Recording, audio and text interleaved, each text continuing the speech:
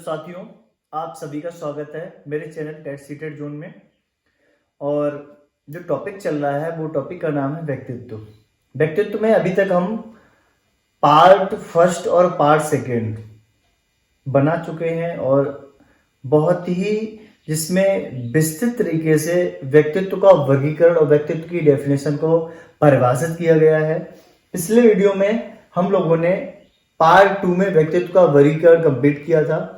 आज जो हम बात करेंगे वो बात करेंगे व्यक्तित्व के सिद्धांत की। बहुत ही मोस्ट इंपोर्टेंट जो एग्जाम की दृष्टि के लिए सबसे ज्यादा एक क्वेश्चन 100% इससे मिलता है। चलिए हम बात करते हैं व्यक्तित्व का सिद्धांत। व्यक्तित्व के सिद्धांत, व्यक्तित्व के सिद्धांत की बात करेंगे। इस व्यक्तित्व के सिद्धांत में जो है सबसे पहला सिद्धांत बात करेंगे वो करेंगे मनोविश्लेषणात्मक सिद्धांत। मनोविश्लेषणात्मक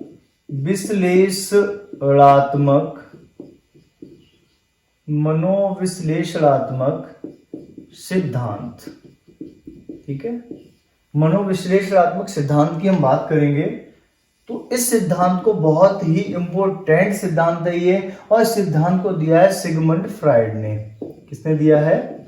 सिगमंड फ्राइड ने। ये क्वेश्चन भी पूछा जा चुका है कि मनोविश्लेषणात्मक सिद्धांत जो है वो किसने दिया है? वो सिगमंड फ्राइड ने दिया है। और आपको बता दें व्यक्तित्व को 3 भागों में डिवाइड किया है इन्होंने, इदम, अहम और परम अहम। ठीक है, क्या है? इदम, अहम और परम अहम। इससे पहले हम सिगमंड फ्राइड की मन की 3 कंडीशन पढ़ेंगे। क्या है? सिगमंड फ्राइड ने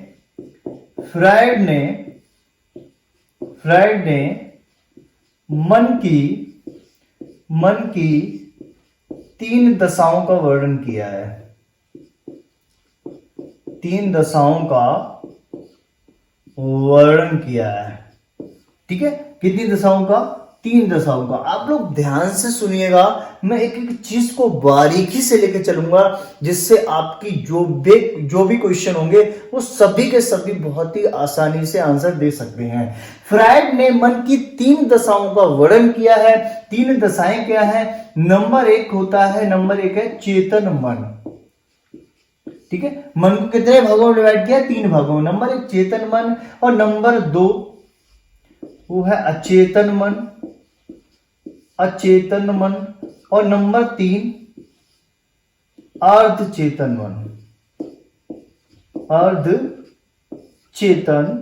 मन। हमने 3 मन पढ़े। नंबर 1 चेतन मन, नंबर 2 अचेतन मन, नंबर 3 अर्धचेतन मन। एक बार और सुनिएगा, फ्राइड ने मन की 3 दशाओं का वर्णन किया है, मन को 3 भागों में डिवाइड किया है। नंबर 1 चेतन मन, नंबर 2 अचेतन मन, नंबर 3 अर्धचेतन मन। अब हम बहुत ही ध्यान से सुनेंगे, बहुत ही ध्यानपूर्वक। ये क्या होता है? चेतन मन जो होता है वो मनुष्य की जागृत अवस्था होती है। बहुत ध्यान से सुनिएगा, चेतन मन जो होता है वो मनुष्य की जागृत अवस्था होती है। केवल पहले हम चेतन मन को डिफाइन करते हैं। तीनों को आप ध्यान से देख लीजिए अभी, चेतन मन, अचेतन मन व अर्धचेतन मन। सबसे पहले हम दोनों को साफ करके हम किस पे बात करेंगे? हम बात करेंगे केवल और केवल चेतन मन पे। पहले चेतन मन जो होता है मनुष्य की कैसी होती है? जागृत अवस्था होती है। जो मनुष्य होता है उसकी जागृत अवस्था होती है। जागृत अवस्था मनुष्य के कि सामने जो क्रिया जो होती है वो तुरंत जो है मन में आ रहा है वो क्रिया भी हो रही है। जो विचार, जो थॉट्स मन में आ रहे हैं वो क्रिया के द्वारा भी हो रहे हैं। इसका मतलब मनुष्य की जागृत अवस्था होती है। ये जो फुल मस्तिष्क होता है वो मस्तिष्क का, ये जो होता है चेतन मन, वो मस्तिष्क का 10% भाग होता है, ठीक है। मस्तिष्क का 10% भाग जो होता है वो क्या होता है? वो चेतन मन होता है। 10% भाग जो होता है वो क्या होता है? चेतन मन होता है। मनुष्य की जागृत अवस्था होती है और क्रियाएं जो है वो विचार और मन के साथ साथ होती रहती हैं। इसे हम कहते हैं चेतन मन। अभी हम एक डायग्राम बनाएंगे, बुक उसको बहुत अच्छे से आपको समझ में आ जाएगा। ये तो आपने सुना चेतन मन को। सेकंड जो मन है उसकी बात करते हैं, वो आते हैं अचेतन मन को। इसको साफ करते हैं। आगे बात करते हैं नंबर दूसरा, वो आते हैं हम अचेतन मन। अचेतन मन, इसको समझिएगा। अचेतन मन क्या होता है? अचेतन मन होता है वो मनुष्य का 90%, मस्तिष्क का, मन का 90%, मस्तिष्क का 90%, यहां मस्तिष्क लिख सकते हैं हम। मस्तिष्क का 90% जो भाग होता है वो क्या होता है? वो होता है अचेतन मन। 90% भाग जो होता है वो अचेतन मन होता है। 10% भाग जो होता है वो क्या होता है? चेतन मन होता है। अतृप्त इच्छाओं का भंडार होता है। अगर हम बात करें अचेतन मन में क्या होता है? अतृप्त इच्छाओं का भंडार होता है। हमारे दिमाग में बहुत कुछ सोचते हैं, बहुत कुछ सोचते हैं। जो आप सोचते हो क्या करते हो? नहीं, आप केवल 10% कर पाते हो। विचार कुछ ऐसे होते हैं जो 10% क्रिया में बदल पाते हो। लेकिन अतृप्त इच्छाओं का भंडार होता है, अतृप्त घटनाएं होती हैं, तो दुख और सुख, बहुत सारे अनुभव आपके जीवन में होते हैं, बहुत सारे विचार होते हैं, बहुत सारे स्वप्न होते हैं। अतृप्त इच्छाओं का भंडार किसमें होता है? वो होता है अचेतन मन में। इसीलिए मस्तिष्क का 10% भाग, वो 90% भाग जो होता है वो अचेतन मन होता है। एक डायग्राम से समझिएगा, हम इसको साफ करते हैं। देखिए, एक हम यहां पर, ये क्या है? ये मान लीजिए एक कप टाइप, मानो गिलास मान लो, कुछ भी है, उसमें आपकी, जैसे मान लीजिए इसमें क्या है? इसमें पानी है। इस पानी को ठंडा करने के लिए हम लोगों ने क्या किया? इसमें एक आइस का, बर्फ का टुकड़ा डाला। इसके अंदर एक बर्फ का टुकड़ा डाला। इस बर्फ के टुकड़े जो है, टुकड़ा जो है वो इस तरीके से पानी के अंदर है, और इतना भाग जो है वो पानी के अंदर है, और बाकी भाग जो इतना दिख रहा है वो पानी के ऊपर है। आप पानी में बर्फ का टुकड़ा डालोगे, 10% भाग जो है ऊपर रहता है, 90% भाग पानी के अंदर चला जाता है। ये जो 90% भाग जो पानी के अंदर है, यही क्या है? यही अचेतन है। क्या है? अचेतन मन। और जो 10% भाग जो दिख रहा है, जो ऊपर दिख रहा है, वो 10% भाग है, वो है चेतन मन। क्या है? चेतन मन। जो दिख रहा है, जो व्यवहार हम जो क्रिया के माध्यम से दिखा रहे हैं, जो 10% भाग है, मनुष्य की जागृत अवस्था है, वो 10% है, वो किसमें है? चेतन मन है। अतृप्त इच्छाओं का भंडार है, वो 90% है, जो पानी के अंदर है, जो नहीं दिख रहा है बर्फ का टुकड़ा, वो क्या है? वही चेतन मन है, मतलब 90% भाग है। क्लियर है? Is that clear? ओके, चलिए हम बात करते हैं। तीसरा आता है आपका अर्धचेतन मन। चलिए इसकी बात करते हैं। अर्धचेतन मन, अर्ध चेतन मन। देखिए, इसकी बात करें, अर्धचेतन मन क्या होता है? तीसरा अर्धचेतन मन होता है, ये चेतन और अचेतन के बीच की अवस्था है। क्या है? चेतन व अचेतन के बीच की अवस्था। चेतन व अचेतन के बीच की अवस्था जो है वो कौन सी है? अर्धचेतन मन। चेतन व अचेतन के बीच की अवस्था क्या कहलाती है? अर्धचेतन मन कहलाती है। इसका कोई परसेंटेज नहीं होता है, इसका माइंड में कोई परसेंटेज नहीं होता है। समझने के लिए समझ सकते हैं, कोई चीज हम थोड़े समय के लिए ध्यान आती है, भूल जाते हैं, फिर याद आ जाती है, अटक जाते हैं, रुक जाते हैं, यही सब क्या है? अर्धचेतन मन है। कि हम लोग जब एग्जाम देने के लिए जाते हैं और हम वो क्वेश्चन पढ़ के गए, उस टाइम एग्जाम में जैसे ही हम बैठे और वो क्वेश्चन हमें ध्यान नहीं आ रहा है, हम देख रहे हैं, सिर को खुजला रहे हैं और ईंटों की तरफ देख रहे हैं, सिर को पीट रहे हैं, लेकिन वो क्वेश्चन आंसर याद नहीं आ रहा ऑप्शन से। और लेकिन जैसे आप बाहर आते हो, पेपर जमा होने के बाद, पेपर खत्म होने के बाद जब बाहर आते हो तो आपको अचानक याद आ जाता है। इसे कहते हैं हम अर्धचेतन। कुछ चीजें थोड़े समय के लिए याद आए और थोड़े समय के लिए भूल जाना। ठीक है, कहते हैं कुछ चीजें याद आना और फिर भूल जाना, याद करके आना फिर भूल जाना और फिर याद आ जाना कुछ समय के बाद। यही अर्धचेतन मन की विशेषता है। ठीक है, कि चीजें याद आना, भूल जाना, अटक जाना, रुक जाना, ये सब क्या है? अर्धचेतन मन की अवस्थाएं हैं। ये चेतन व अचेतन के बीच की अवस्था होती है, बीच की कड़ी होती है, जिसका कोई परसेंटेज नहीं होता है। चलिए हम आगे बात करते हैं, वो करते हैं सिगमंड फ्राइड ने व्यक्तित्व को 3 भागों में डिवाइड किया है। चलिए हम बात करते हैं। सिगमंड फ्राइड ने व्यक्तित्व को 3 भागों में डिवाइड किया है। कितने भागों में? व्यक्तित्व को 3 भागों में, 1, 2 और 3। थोड़ा इधर बढ़ाते हैं। 3 भागों में डिवाइड किया है व्यक्तित्व को। इदम, इदम, अहम और परम अहम, परम अहम। ठीक है।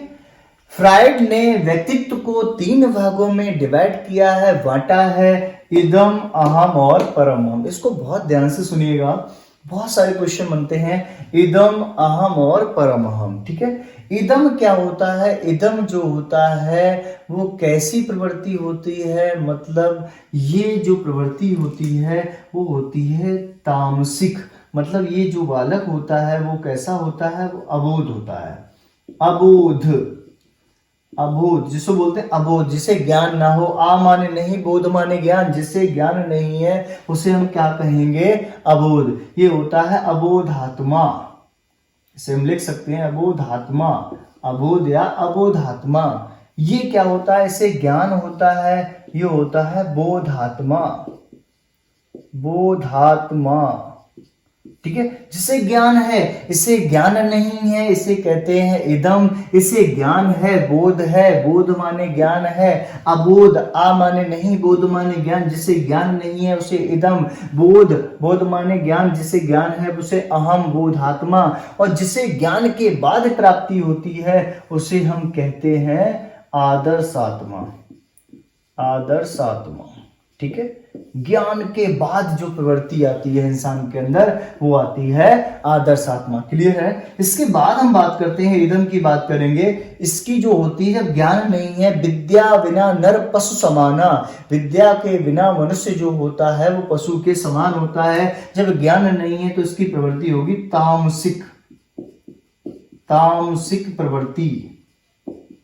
प्रवृत्ति मतलब राक्षसीय प्रवृत्ति हम कह सकते हैं, राक्षसीय। तामसिक मतलब राक्षसीय प्रवृत्ति। ये राक्षसों के समान। तामसिक मतलब ज्ञान नहीं है तो तामसिक प्रवृत्ति होती है, राक्षसीय प्रवृत्ति होती है। इसकी प्रवृत्ति जो होती है, ज्ञान होता है वो मानवीय प्रवृत्ति होती है। क्या होती है? मानवीय प्रवृत्ति। बहुत इंपॉर्टेंट क्वेश्चन है, ध्यान रखिएगा। इसकी तामसिक प्रवृत्ति, मानवीय प्रवृत्ति किसकी होती है? अहम की। और यहाँ पर जो है वो नैतिक विकास होता है वो परम होता है। नैतिक, नैतिक स्तर, स्तर उच्च। ठीक है। किसमें? परम अहम में नैतिक स्तर जो होता है वो उच्च लेवल का होता है। क्लियर है। तीसरी बात करते हैं। ये जो होता है इसका संबंध होता है वो होता है पाश्विक जगत से। कौन सा जगत? पाश्विक, पाश्विक जगत। पाश्विक जगत से संबंध होता है, पाश्विक जगत से संबंध होता है। पाश्विक जगत का मतलब होता है पशुओं के समान। और मैंने आपसे कहा है विद्या बिना नर पशु समाना। विद्या के बिना मनुष्य जो होता है वो पशु के समान होता है। और इदम का जो संबंध होता है वो पाश्विक जगत से होता है, पशुओं के समान। क्योंकि ज्ञान नहीं है, ज्ञान नहीं है तो इंसान पशु के समान ही है, पाश्विक जगत। और इसका जो संबंध होता है वो यथार्थ जगत से होता है। क्वेश्चन आ चुका है कि यथार्थ जगत से संबंध किसका होता है। बहुत इंपॉर्टेंट क्वेश्चन बना था। जब डीपली पढ़ोगे ये चीजें क्लियर होती हैं। यथार्थ जगत से संबंध किसका होता है? अहम का। यथार्थ जगत, यथार्थ जगत को हम बोल सकते हैं वास्तविक जगत। क्या होते हैं? वास्तविक जगत, वास्तविक जगत। क्लियर है ना। वास्तविक जगत या यथार्थ जगत से संबंध किसका होता है? अहम का। एक बार और क्लियर करिएगा, यथार्थ जगत या वास्तविक जगत से संबंध किसका होता है? अहम का होता है। और पाश्विक जगत का संबंध किससे होता है? इदम का होता है। उधर हम नैतिक स्तर की बात करें, उच्च लेवल की होती है परम। अब हम थोड़े 2 टॉपिक पे ज्यादा बात करेंगे क्योंकि यहाँ से क्वेश्चन ज्यादा आते हैं। वहां पे उच्च लेवल की बात होती है। आदर्श आत्मा हो चुका है, वो किसी भी कार्य करने से पहले क्या है? सोचता है। ये क्या करता है? किसी भी कार्य को करने से पहले सोचता है जिससे किसी का अहित ना हो। कार्य करने से पहले, कार्य करने से पहले विचार करता है, विचार करता है, जिससे जिससे किसी का अहित ना हो, अहित ना हो। एक बार लाइन हम दोबारा पढ़ते हैं, देखिएगा। मैंने पढ़ा है कार्य करने से पहले विचार करता है जिससे किसी का अहित ना हो। इसका नैतिक स्तर, जो आदर्श आत्मा है, आइडियल पर्सन है, वो क्या है? वो परम अहम है। किसी भी कार्य को करने से पहले, किसी को कार्य को करने से पहले ये विचार करता है इस कार्य से किसी का अहित तो नहीं हो रहा, ये होता है परम अहम। चलिए हम बात करते हैं इदम। ये क्या होता है? ये भी राक्षसीय प्रवृत्ति आपने पढ़ी, इसका मतलब छीन लो की प्रवृत्ति होती है। ये चाहता है कोई भी चीज हो वो मुझे प्राप्त हो जाए, छीन लो की प्रवृत्ति, छीन लो की प्रवृत्ति, ठीक है। छीन लो की प्रवृत्ति होती है किसकी? इदम की। यहां पर क्या होता है? ये कहता है ना सुखवादी बनो ना आदर्शवादी बनो। ये कहता है ना सुखवादी बनो और ना आदर्शवादी बनो, ना आदर्शवादी बनो और ना ही सुखवादी बनो। ये कौन कहता है? अहम कहता है। ये केवल और केवल सुखवादी पे बात करता है, कहता है सुखवादी। ये क्या चाहता है? सुखवादी। ये कहता है मैं जीवन में, इदम कहता है मुझे जीवन में क्या मिले? सुख ही मिले। क्या मिले? सुख ही मिले। ये कहता है अहम, कहता है न सुखवादी बनो ना आदर्शवादी बनो। ये कहता है अहम। और परम अहम क्या कहता है? हमेशा कहता है कुछ ऐसे काम करो जिससे समाज का कल्याण हो, जिससे राष्ट्र का कल्याण हो, जिससे मानवीय जाति का कल्याण हो। ये कौन कहता है? ये परम अहम कहता है। क्या कहता है? परम अहम। इसीलिए हम इसकी बात करेंगे। ये जो होता है वो अचेतन मन का राजा होता है, अचेतन मन का राजा। इंपोर्टेंट क्वेश्चन है। अचेतन मन का राजा होता है, ये चेतन मन का राजा होता है, चेतन मन का राजा। एक बार क्लियर करिएगा, ये अचेतन मन का राजा कौन होता है? इदम। चेतन मन का राजा कौन होता है? अहम। और आदर्श आत्मा की अगर हम बात करें, मतलब परम अहम की बात करें, तो मैंने एक ही बात कही है, ये जो सोचता है वो बंदा ये सोचता है जिसमें राष्ट्र का विकास हो, जिसमें मानवीय प्रजाति का विकास हो, जिसमें पशु पक्षी जीव जंतु सभी का कल्याण हो, वो ये काम करने में प्रयास करता है। एक बार हम क्लियर और करते हैं। इदम क्या कहता है? इदम अबोध आत्मा होता है जिसे ज्ञान नहीं है। ज्ञान नहीं है तो राक्षसी प्रवृत्ति होगी। राक्षसी प्रवृत्ति होती है पशुओं पाशविक जगत से संबंध होगा।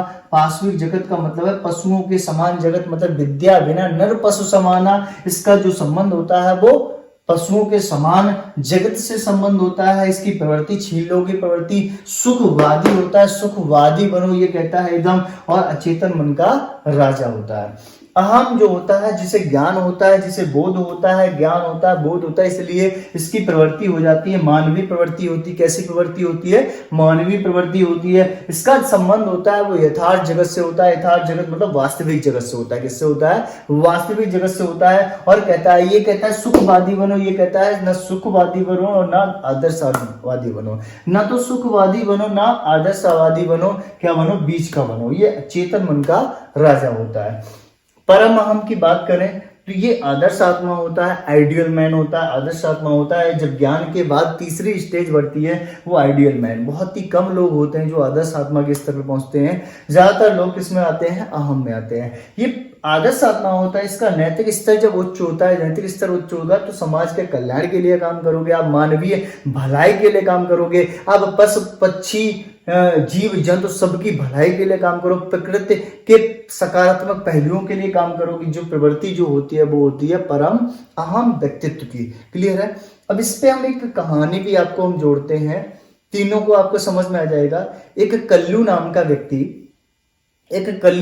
व्यक्ति एक दुकान के पास खड़ा हुआ है, उसको बहुत जोरों से भूख लगी हुई है, उसके पास पैसे भी नहीं है, और पड़ोस में जो दुकान है उसमें जो है गरम गरम से जलेबी, लड्डू और समोसे बन रहे हैं, और वहां पे ये देख रहा है। उसके मन में विचार आता है क्यों ना समोसा उठाएं और भाग जाएं। उसके मन में पहला विचार आता है समोसा उठाएं और भाग जाएं। विचार आया समोसा या लड्डू उठाएं और भाग जाएं। ये विचार जो आया वो कौन सी प्रवृत्ति को प्रदर्शित करता है? वो करता है इदम को। विचार आया कि लड्डू समोसा उठाएं और भाग जाएं, कौन सी प्रवृत्ति हो गई? वो हो गई इदम। दूसरी बार जब विचार आता है वो आता है, वही सोचते खड़ा खड़ा सोचता है कि अगर दुकान वाले ने पकड़ लिया, मेरे घर वालों से शिकायत कर ली, तो घर वाले भी डांटेंगे, पिटाई लगाएंगे, और दुकान वाला पिटाई लगाएगा वो अलग लगाएगा। ये ज्ञान की बात आ गई। जब ज्ञान की बात आ गई तो वहां प्रवृत्ति कौन सी होगी? वो हो गई अहम। उसकी अब प्रवृत्ति विचार की होगी, वो हो गई अहम। तीसरी बार जो विचार आता है थोड़े समय के बाद, वो विचार ये आता है कि चोरी करना पाप है। विचार ये आता है जब चोरी करना बात है, ये नैतिक स्तर की बात है। नैतिक स्तर जब उच्च होगा, अच्छी बात तभी आएगी कि चोरी करना पाप है, गलत बात होती है, चोरी करना नहीं चाहिए। इसलिए उसका विचार हो गया ये, तो उसकी प्रवृत्ति जो व्यक्तित्व हो गई वो किस प्रकार से हो गई? वो हो गई परम अहम की। देखिए आपको सारी चीजें मैंने क्लियर करा दी, डिटेल में करा दी बढ़िया तरीके से, और ज्यादा इसलिए मैं वीडियो के आधार पे जिस हिसाब से मैं इस तरह लेके चल रहा हूँ, आपके एग्जाम की दृष्टि के वेरी वेरी इंपॉर्टेंट है, बहुत बहुत है। और अगर आपको टॉपिक सारे के सारे क्लियर हो रहे हैं, बहुत अच्छे से समझ में आ रहे हैं, तो एक बार जरूर अपने फ्रेंडों को, अपने दोस्तों को, सभी लोगों को शेयर करिएगा। इतनी आप, अगर हम आपको इतना सारा बढ़िया डिटेल में पढ़ा रहे हैं तो आप अपने दोस्तों को भी शेयर करिए, और सभी को चैनल को मतलब सभी लोग चैनल को सब्सक्राइब भी करिए और शेयर भी करिए। और इसी तरीके से देखते रहिए मेरे चैनल टेट सीटेड जोन।